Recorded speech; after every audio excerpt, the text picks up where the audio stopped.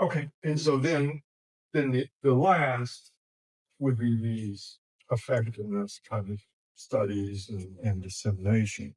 And again, I wanted to include them because that's an area where there's such a huge need. Uh, it's an area where often, if you look at the hypnotherapy literature, it does a pretty good job of getting to efficacy studies or even, pure experimental studies in the laboratory, but then it stops. And so really it's part of the reason why I believe I don't think it's so much like the public hates hypnotherapy or physicians don't want to offer their patients hypnotherapy. It's that our research stops after an efficacy study. And so we don't really get to that next level to show that, no, this is something that can be disseminated. Here's how people can access it. Here's how it works in the real world. It has effectiveness. And so I think sometimes um, healthcare providers, it isn't so much that they're so biased, is that, they want to see evidence before they will go to that next step and really recommend it over CBT or, whatever mindfulness or whatever intervention. That research has done a much better job than we have. If you look at the mindfulness research, they've given great attention to dissemination and its application in the real world and integration with other therapies and so on. So, okay, so I really wanted to talk about clinical case study research. Um, so clinical case studies are an area of really real interest for the journal. It can contribute to knowledge, provide clinical methods for further research, identify new applications and potential benefits. It can identify new theoretical ideas, show potential for combining therapies, provide rich clinical data that can then inform clinical practice and future research. And, as clinicians, we use the best available research. And so if the best available research is case studies, then that's what we go to. But case studies are really a foundation for an awful lot of clinical research. I'm going to do the however, so that's the next slide. So, however, um, a good case study requires planning.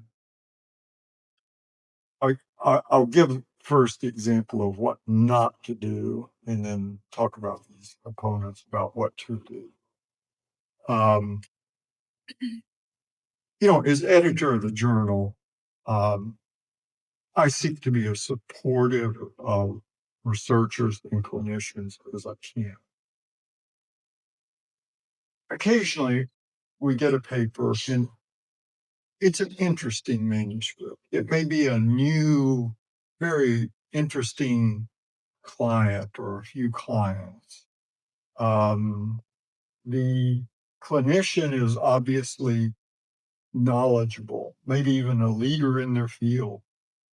Um, and they report remarkable outcomes in their treatment of this patient or a series of patients.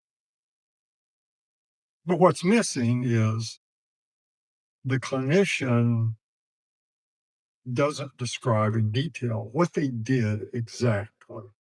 Like, I'm a master clinician and I provided hypnotherapy. I individualized each session to meet the needs of each client, but there's no way to replicate the outcome data. The person is a clinician. They didn't think about administering any scales at baseline. They just treated the patient and then the patient said they were better. And so, of course, that's fine in clinical practice, but that won't make it all the way to publication. Like if there's no outcome measure. And so it becomes a paper where someone is just sort of saying, look what I did. Like, I treated these patients and they all got better. Isn't that wonderful? And, it is wonderful, but it doesn't really advance research. It doesn't advance knowledge in the field. It, it has to have more substance than just, I did something and they got better and I want to tell everybody about it. And of course, we all have ego and, we're all blind to some extent to our own limitations. For example, one paper was submitted and it was like a case study, like what I'm describing, and there were no outcome measures. And the author concluded that based on these findings, that it provides overwhelming proof of its effectiveness, and there should be an entire new society formed in order to study this new intervention. And it was like, no, like you can't get that from a case study. Okay, so when we get a case study, what we're looking for first is a comprehensive and relevant literature review. Like, are there other interventions for this disorder? How effective are those interventions? What do we know about any previous research on, especially hypnotherapy, for this particular problem? How effective has it been up until now? The case study itself should be well substantiated. In other words, like the case study, it should demonstrate that the person met diagnostic criteria of some type, that they actually had the disorder that the clinician indicates they have. They can't just say, well, the patient was referred by the physician due to, fill in whatever diagnosis you come up with. I mean, the case, it needs to be to show that this individual met that criteria. And so it may be, maybe if it's a psychologist, they need to collaborate with a physician on that aspect so that the diagnosis and the patient's past history, the referral, the relevant details are provided. It's very important that whatever measures are used, that they're administered at baseline and then follow up. And ideally, if it's a case study, I mean, it doesn't have to be, but ideally, there's some longer term follow up. Like it can't just be, I saw the person, it got better, I never saw them again because it got better. Like some effort to see if, to at least reach out to the person and say, would you please complete these measures a second time? Self-report data is important. Even the client or the patient, their own description, it can be very informative. What did they say? What they find helpful? What was their impression of it? Objective data is also desirable. So again, like if it's sleep, we want some type of actigraphy data, or there are lots of objective ways of measuring sleep nowadays. People do it, I guess, on their smart watch, their smartphone. There are all kind of devices if you go on Amazon that provide some objective measurement of sleep. In hypnosis research, hypnotizability assessment is desirable. Like, it's not like, oh, you can't publish it without administering a scale to measure hypnotizability, but any reader is going to wonder, oh, so this work, does it just work with people who are high hypnotizable, or would it work for everybody, or does hypnotizability even matter?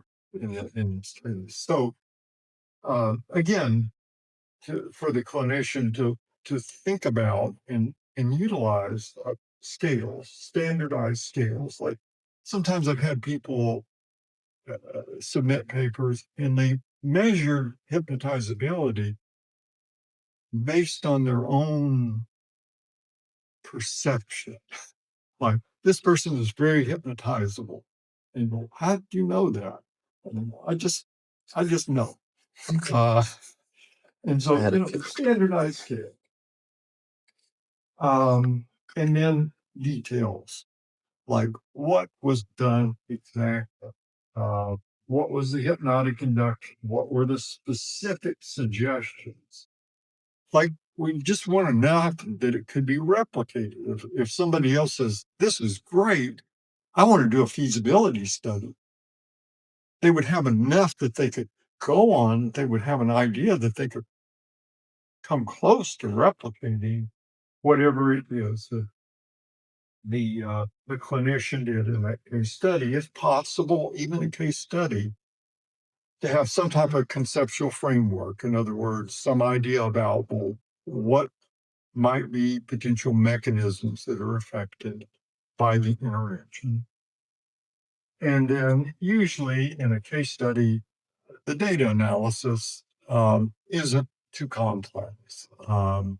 If it's a case study, just ask Vanessa. She'll do it for you. uh, it's basically pre-post, and sometimes for some studies you don't really even need statistical tests. I mean, just showing the difference is sufficient. And then again, for case studies, the discussion is important. Implications for future research should be discussed. The clinician should also acknowledge limitation. In other words, if it's overblown, if it's, like, this proves something. No, it's a case study. It provides potential uses or potential, but you can't make outlandish claims from pilot studies and small case studies. Well, go to the next one. I don't know what the next slide is.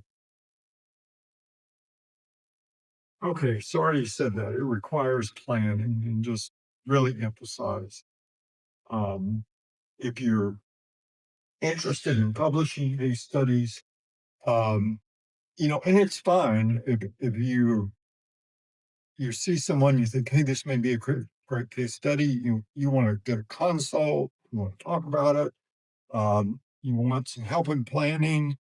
The journal is very interested in case studies, but we know it does take planning, and you can't just retrospectively go, I had a bunch of cases and they all got better, so I'm just going to publish those.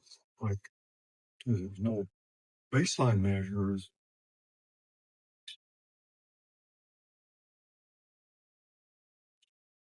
Okay. So I guess we're sort of transitioning. This is more over to your part. Is that right, Vanessa? Yes. So you can questions and answers. Why don't we go back to that other one about common reasons? And again, Vanessa, you're usually the front line in terms of screening manuscripts. But these are common mistakes that we see when manuscripts are submitted. A lot of times, like, the author doesn't actually review the literature. They just, literally, we sometimes get manuscripts where the literature review is, hypnosis has been used throughout history. The father of hypnosis is thought to be Franz Anton Mesmer. In the present study, we examined hypnotherapy. Like, no, you got to review the previous literature and what's been done. These other issues about diagnosis and measures or not measuring hypnotizability, a failure to measure at baseline and post-treatment. If the intervention is more elaborate, like, like it doesn't fit easily within the context of the manuscript, then it usually will go into a supplemental file that is attached to the manuscript. So, if it's a treatment manual or some other data or some other information, then it can still be published and it can be supplemented.